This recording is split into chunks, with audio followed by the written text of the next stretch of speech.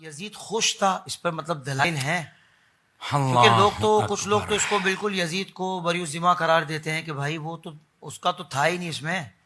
تو اب جہاں بھی ظلم کی بات آتی ہے اس واقعے پر تو ہم کہتے ہیں یزیدیت. یہ بھی سن لیں. پہلی بات یہ ہے، وہ کہتے ہیں جی نبی پاک نے فرمایا تھا جو قسطنطنیہ کی جنگ میں جائے گا تو وہ بخشا جائے گا.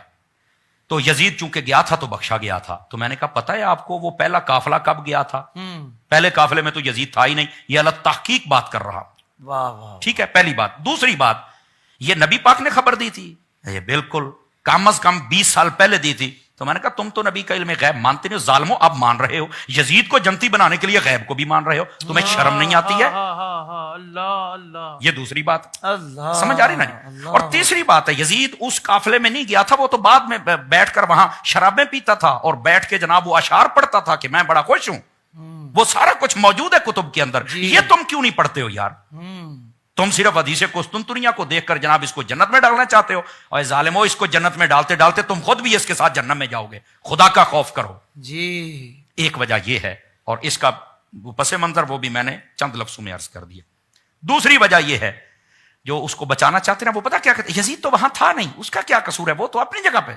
کمال والی بات. اگر وہ وہاں تھا، مان لیا ابن زیاد ابن سعد ان سب نے کام کر دیا، امام حسین شہید ہو گئے، تو چاہیے یہ تھا نا ان سب کو پکڑ کے قتل کروا دیتا کہ جب میں نے کہا نہیں تھا تم نے یہ کیوں کیا. جی بالکل ٹھیک. تو یہ دلیل نہیں، کیا اس کی رضا پر یہ دلیل ہے، اس نے کچھ نہیں کیا. دوسری بات، جہاں امام حسین مدینہ میں تھے تو وہاں کا گورنر بدل دیا، مکہ میں گئے وہاں کا بدل دیا، کربلا میں گئے وہاں پر کبھی ہور، کبھی ابن زیاد، کبھی عمرو ابن سعد، کبھی شمر ذی الجوشن، یہ کیوں بدلے؟ جی اس کا مطلب ہے وہ امام کا دشمن تھا. لوگ کہتے ہیں دلائل کوئی نہیں. کیوں نہیں تمہارے پاس دلائل یار؟ امام حسین کے لیے، ان کے حق پر ہونے کے لیے تمہارے پاس دلائل نہیں ہے؟ اللہ اکبر اللہ اکبر. خدا کا خوف کریں. ایسے لوگ شرم سے ڈوب کے مر جانا چاہیے جن کو حسین نظر نہیں آتا ہے. یزید کی طرفداری کرتے ہو اور ان کے لیے دلائل ڈھونڈتے، وہ تو وہاں تھا نہیں. یہ آج کا بھی اصول ہے، جب بھی کوئی کام ہو نا تو ظاہر سی بات ہے جو حکمران ہوتا ہے وہ بے شک اسلام آباد میں بیٹھا ہو، مجرم وہی کہلاتا ہے. اس کی حکومت میں ہوا ہے، اس کو چاہیے تھا بعد میں پکڑ کر ان کو پکڑتا، سزائیں قرار واقعی سزا دیتا، نہیں دی ہے. تو یہ دلیل ہے اس کی رضا پر. اور تیسری بات، لوگ کہتے ہیں کہ اس پر کیا دلیل ہے جی. اور بھائی وہ کمینے کا غصہ تو ابھی ٹھنڈا نہیں ہو رہا تھا جی، اسی لیے تو اس نے مدینے پر حملہ کروایا. اللہ، یہ تو شہادت حسین کے بعد ہوا ہے نا. یہ تمہیں نظر نہیں آتا؟ یزید کے طرفداروں، مکے پر حملہ کروایا، منجنیکوں کے ذریعے پتھر پھینکوائے گئے، آگ لگ گئی خانہ کعبہ کے اندر.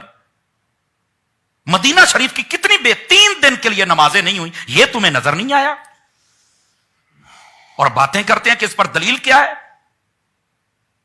اندھے ہو گئے. جیسے ان لوگوں کے حلالی ہونے پر دلیل کوئی نہیں ہے نا، ویسے یہ سمجھتے ہیں کہ شاید ادھر بھی دلیل کوئی نہیں ہے. خدا کا خوف کرو. بالکل ٹھیک کہا آپ نے.